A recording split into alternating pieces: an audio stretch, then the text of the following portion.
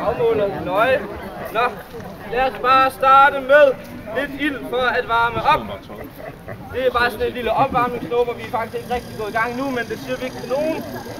Men før jeg kan gå i gang med at lave lidt ild, så skal jeg spørge, om der er nogen blandt publikum, som har en lommedrag. Ej, der er mange deroppe.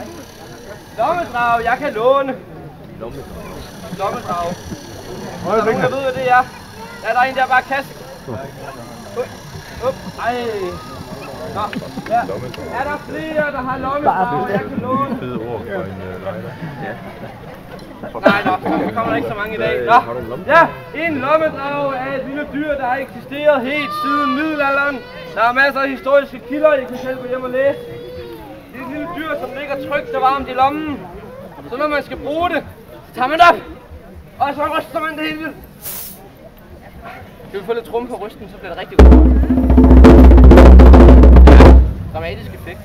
Og så sparker man det bag i. Så lige få bum på det.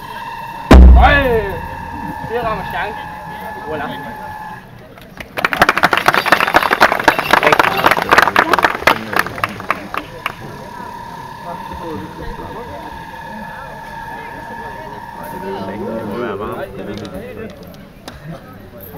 Og jeg skal selvfølgelig ikke være bange for græsset, fordi mine damer og herrer, det er bare teaterild, vi har med i dag. Det kan slet ikke brænde rigtigt.